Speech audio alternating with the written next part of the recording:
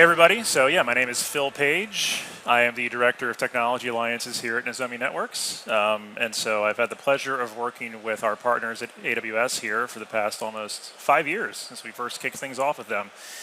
Today we're going to be talking about IoT and OT security, and specifically how Nozomi can help you build a comprehensive OT security program. So looking at not just your shop floor operations, but how we can help you up the entire Purdue model and leverage some of the efficiencies of AWS in the cloud.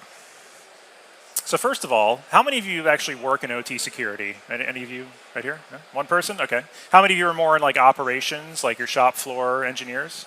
Okay. And who else is just like here, right? All right. So everybody has a role to play in this, okay? Whereas, IT security is fairly centralized, right? We just get yelled at to update our laptops by the security team. OT security really is an organizationally wide responsibility.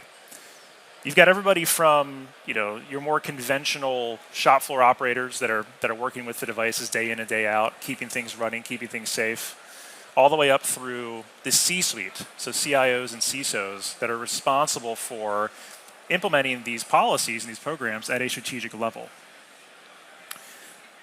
One of the big issues we've seen recently as well is, there's an increase in the number of cybersecurity attacks, but then also regulations that are designed to curb these attacks. And so when we look at it from a strategic picture, these C-suite individuals, CISOs and CIOs, are also being pressured, not just due to the actual real-world incidents themselves, but also they're being told by regulators they now need to focus more resources and effort on getting comprehensive OT security strategies for their organizations.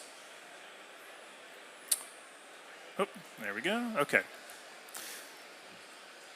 OT security is not a new concept, right? We've seen examples of it in the wild for years. Obviously, Stuxnet was the first widely documented instance of it. But even going back before Stuxnet, we saw there's always been issues with ransomware, with more conventional IT threats making their way over into OT. This has only become an increasing problem over the years as OT systems are increasingly interdependent and interconnected with IoT and IT systems to work properly. Now, this has had a lot of positive impacts for businesses, right, in terms of increasing operational efficiency, in terms of leveraging new cloud-enabled services, but it's also introduced a number of critical pathways for attack and vulnerabilities into networks that were historically the purview of you guys on the shop floor, right? We weren't as worried about outside attackers. Well, as you can see here from these numbers, the landscape is evolving and frankly kind of converging with IT when it comes to the scale and in some cases the impact of some of these incidents. I'm not going to walk through each of these numbers individually, but the bottom line is that it's becoming extremely expensive for organizations in terms of operational downtime, so actual cost to manufacturing capacity, but also from a legal liability standpoint, there's an increased emphasis on fining companies and holding them legally liable if they fail to implement comprehensive OT cybersecurity strategies. Beyond that, we've seen an increase in cyber insurers failing to pay out claims in instances where companies have not taken proactive measures to implement cybersecurity strategy. Some of the most high-profile incidents of these being denied have been in IT, but we've seen an increase in cyber insurers penalizing companies that are mostly focused on manufacturing, oil and gas, and other core OT verticals who have failed to implement guidelines from NIST 2, for example, or common frameworks like NIST 800-82 or IEC 62443. This can even have further downstream effects when it comes to things like corporate finance, where bond scorers may score corporate debt lower if it's been shown that companies do not have sufficient cybersecurity controls in place.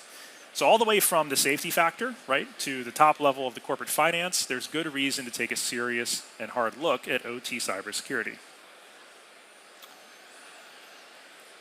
Count yourselves among the lucky few, hopefully, if you have not had a cybersecurity incident in your OT environment, right? Most of the customers and partners that I talk to have been charged with responding to at least one incident. Maybe it's something pretty minor, where maybe a server at level 3 in the network has been compromised by ransomware and being relatively contained. But as you can see here, we're seeing an increase in the number of instances happening each year.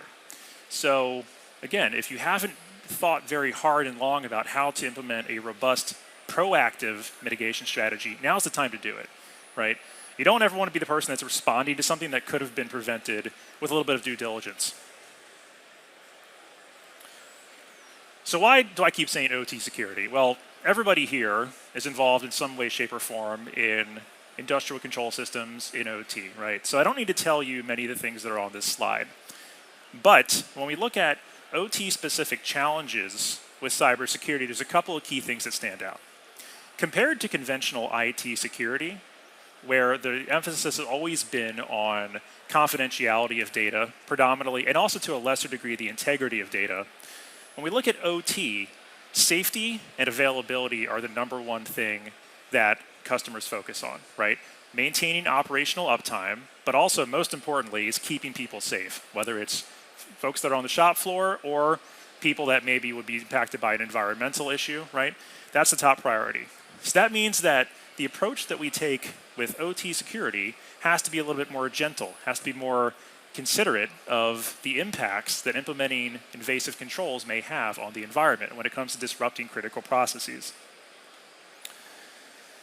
Because again, if we see that a cybersecurity solution is implementing a change in the network that's causing problems, well then it's pretty much no good, right? It's actually becoming an issue itself. And so whereas IT likes a fail-closed approach, in OT we're really concerned with keeping things up and running at all costs.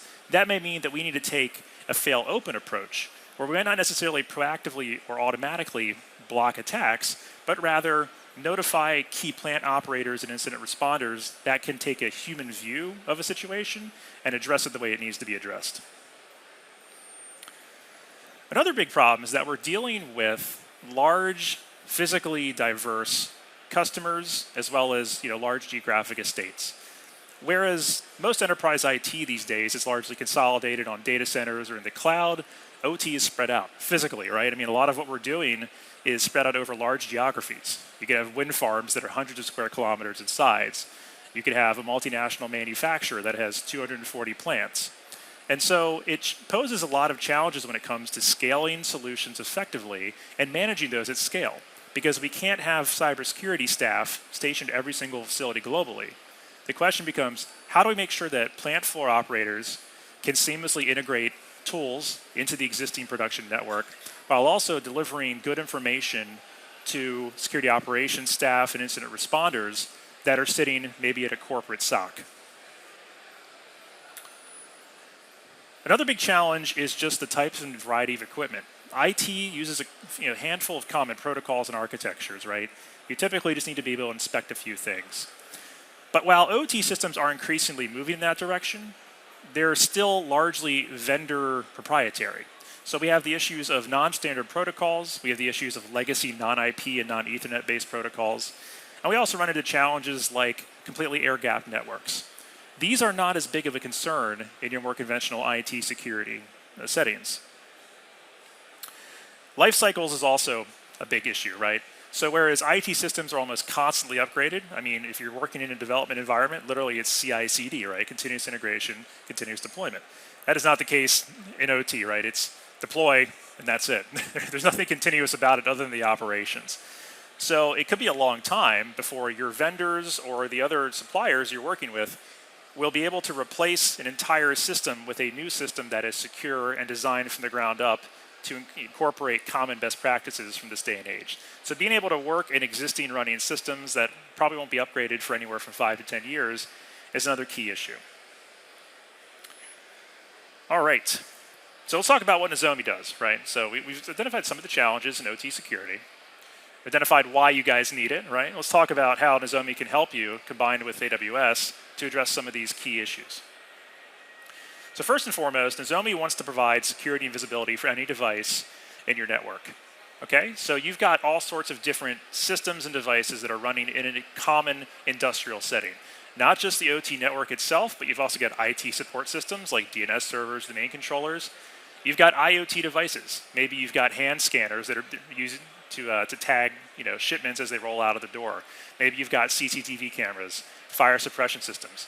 These are all a part of the broader IoT and OT footprint that exists in common manufacturing and industrial facilities. Well, why is this important? Because if you're going to use a tool to monitor these, it's easier to use one tool that can handle them all than to have a bunch of different tools that increases the complexity and the difficulty of deploying and maintaining this environment. Specifically, we're looking to do a few things, right? So first of all, we want to improve operational resilience and safety. We want to increase uptime, ensure that when there are issues that occur, whether it's due to cybersecurity incidents or even just operational incidents, we can aid in providing information to key incident responders to address these situations. This also goes along with reducing risk. So identifying risks ahead of time and allowing you to proactively address them, whether it's going to be implementing compensated and mitigating controls to protect against vulnerable devices that can't be upgraded, or alternatively looking at overall risk of a site. Okay, how risky is this site that's business critical versus other sites that maybe I can deprioritize when it comes to deployment. So assisting with triaging not just individual device risk management, but also at an organizational level, where do I emphasize and invest my resources and time? And lastly, all of this kind of rolls up under what's a big topic, especially here in Europe, regulatory compliance, right? So nobody likes to be in a regulatory compliance program. Obviously, it's time consuming. A lot of times it can be very confusing, but anything that we can do to make that easier, to make compliance faster and quicker and more easy to scale is going to be helpful for you in terms of reducing time as well as physical cost, okay? So that's the third thing that Nozomi really aims to achieve with our partners and customers. Oops. Real quick plug, so the Gartner Magic Quadrant for this space just came out. I recommend you check it out. So if you're still in the early phases of a project and you're looking for common vendors in the space, of course all of our competitors are up there too, but I think we stand out from them. So I encourage you as part of the process to take a look at that report, learn more about the space. We were ranked as one of the leaders, which is good. It's a good thing to be. And specifically, we've called out in a few certain areas like product innovation, right? And also our partner ecosystem. We partner with many of the same companies that manufacture the control systems in your environments. Oftentimes they can both deliver and deploy our solutions alongside your existing technology stack. We do this across a variety of different industries and sectors. So whether you're in manufacturing or maybe you're a rail operator, right? We have deployments and customers and customer use cases in all of these different segments. Everything again from core manufacturing to retail. So maybe you have a fully vertically integrated manufacturer kind of retail supply chain. Well, everything from the point of sale systems all the way back to the shop floor, the manufacturing facilities, we can help with. We have a global coverage. So whether you are a small operation that's only producing in one country or you're a multinational company with hundreds of sites globally, Nozomi has partner networks as well as our own personnel that can assist with deploying as well as supporting that installation going forward. We work with various different regulatory environments, so we're used to working across much more complex multinational companies that may have to deal with sort of a pockmarked regulatory landscape, right? When it comes to getting our equipment into a specific country, we have all the relevant certifications for it to reduce the time to deploy. Running alongside all of this is our ability to rapidly respond to threats as they emerge. We have a security research team, and their entire job is looking at what is the latest threat that's circulating, targeting OT and IoT devices. So they don't just go out onto the dark, to the dark web and look for whatever the latest hackers are saying. They also maintain a network of honeypots that are designed to capture and trick potential attackers to see what types of techniques, procedures, and tools they're using. This is then incorporated in real time into our platform. So you're getting the latest and greatest threat intelligence in real time, rather than having to wait months for potential updates. We also partner with leading manufacturers in this space, companies like Mitsubishi and Schneider, to increase the security and resilience of their own devices. So you'll see that we have a number of vulnerabilities that we've discovered pertaining to industrial systems. We've done that in collaboration with the vendors to ensure that it's done in a safe and expedient manner. I mentioned risk earlier. So risk is sort of the final phase of the puzzle, right? So once you've gotten a sense of what devices are in your network and how they're working, rather than responding to threats, we can proactively address risk.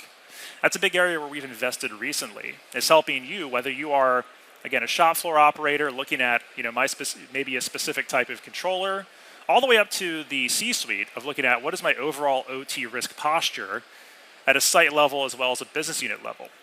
That's been a major area of investment for us, and I think it's where the industry is heading, right? We're seeing a lot more interest from customers, such as yourselves, as well as partners, to implement robust risk mitigation strategies for OT.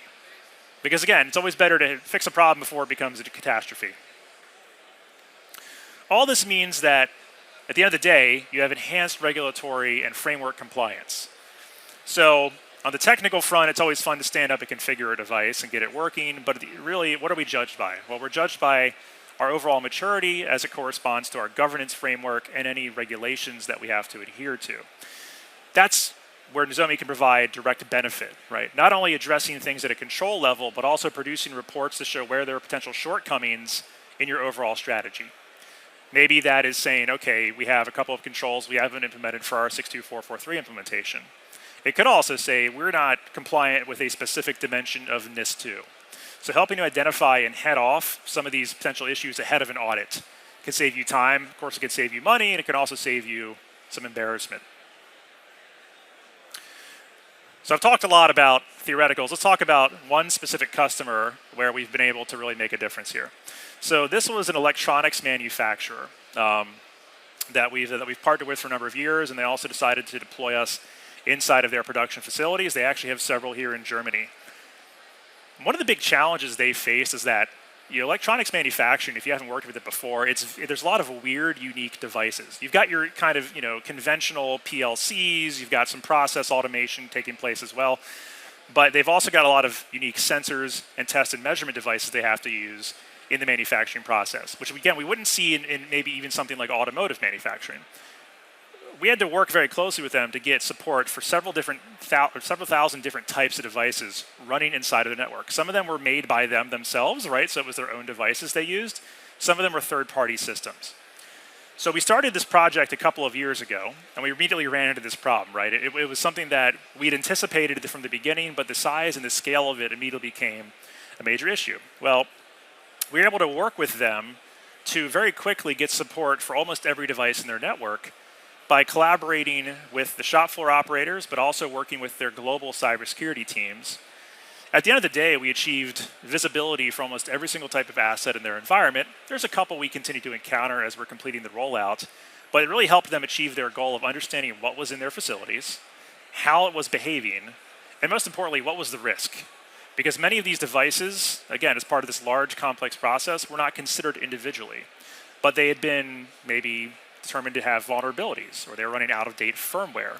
So we helped them, as a part of this, create a comprehensive, targeted mitigation strategy to start with the most critical and highest risk assets first, and then to work their way toward the lowest risk when it came to prioritizing updates, when it came to prioritizing maintenance windows at these various facilities. Of course, they were also very interested in our threat detection capabilities as well, but for them, the biggest challenge they faced was this asset management piece.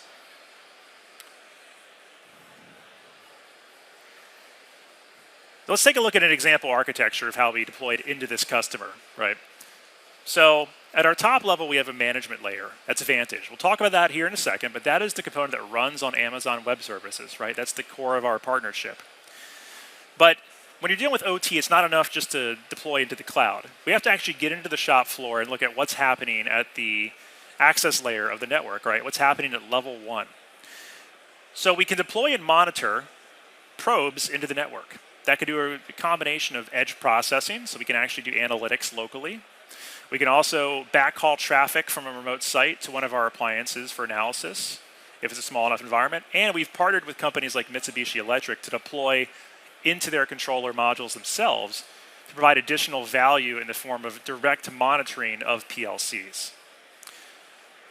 It's not enough just to monitor the controllers, though. We also take a look at the IT stack. So we'll do things like monitoring Windows workstations, whether they're HMIs, maybe they're control servers, maybe they're engineering workstations. We have endpoint solutions that can monitor all of that. We also have the ability to discover things like network switches. Now, we have 2 modes of operation.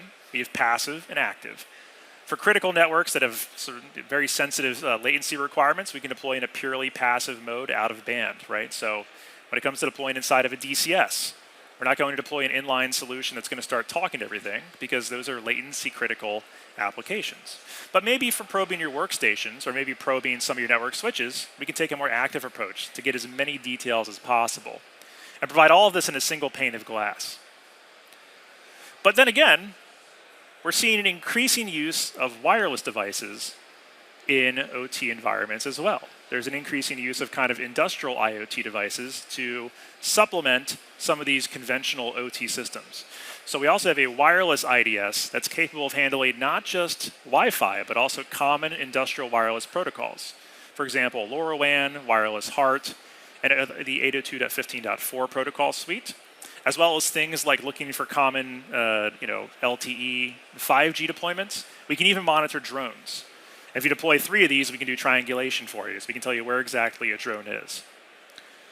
I have a customer that was specifically interested in our appliance because we can detect GPS signals, and it allowed them to see areas where they were going to encounter GPS jamming for their vessels. Right? So again, it's become a much more interesting use case for maritime operators. But instead of having to log into each of these individual devices, all of this is provided, again, through a single pane of glass through the Vantage platform. And that's key to all of this. Now, Vantage is a cloud product offered as a SaaS. However, we also do have the ability to run fully air-gapped on-premise. So if you're a customer that has an air-gap requirement, we can work with that, right? We have on-premise managers, and we have the ability to deploy updates over an air-gap. But we're seeing an increasing adoption of cloud technologies and services from our customer base. Even, I'd say, more conservative customer bases, right? So even in oil and gas, we're seeing adoption of these types of solutions. But if you have a strict on-prem requirement, I don't know why you're at the AWS booth, but we can also work with you. Lastly, let's talk about how we fit into AWS. And I apologize for how busy this slide is, but this is in the AWS format. So, this is sort of a change from what we had posted before. So the previous slide, this kind of shows this and how it aligns to AWS services. If you're using AWS Security Hub, we have an integration with that. So we can send log data to AWS Security Hub, which can either be ingested and processed locally, or it can be sent to a third-party tool. We do have integrations with all the leading SIEM and SOAR vendors as well. So if you're more on the IT security side, we can fit into your existing technology stack. On the back end, we work with AWS as our exclusive vendor for our product. This affords us the ability to partner with AWS when it comes to helping you design a robust sort of digital transformation strategy for your business. So we have a close collaboration with the various AWS teams, and their goal is to help you be successful in implementing a cybersecurity strategy to protect your core OT systems, especially as various customers proceed on this next phase of their digital transformation journey. Speaking of how we work together, right? So, as I mentioned, we run Vantage on AWS. You can also actually deploy our central management console and our Guardian sensor on AWS. So I have a partner that focuses on building management systems. They do a managed service or building management systems. They run their probes in an EC2 instance and then send traffic up to that EC2 instance for analysis. So we can do that, for example. But of course, you can also deploy our product as it usually is on-premise and leverage the cloud management layer. If you have an AWS EDP, you can purchase Vantage through the AWS Marketplace. So you can meet EDP quota retirement milestones by purchasing Nozomi's products and services through the Marketplace and having that count against your existing EDP quota. So that can be a great way, if you're looking at your budget, to spend some money that might have already had to be spent. And then lastly, because we're on AWS, right, we can scale. And so we're constantly adding more advanced AI services. For example, we have a large language model that can now help simplify writing queries in order to get more advanced data out of our system. Maybe you're not just interested in seeing everything in a heads-up display. Maybe you want to ask the system specifically how to help you triage certain types of unique risks that are only specific to certain sites. We have a new product called Vantage IQ that can help you do that, and it has a semantic language LLM built in that runs on our own code on AWS. We're not sending it anywhere else, right? We don't even send it to AWS. It just runs on our own code, but that can help you more easily access and use the data in the system. That's all that I've got time for. So if you've got any questions, we have a booth over there. Otherwise, hand it back over to the gentleman there at the back.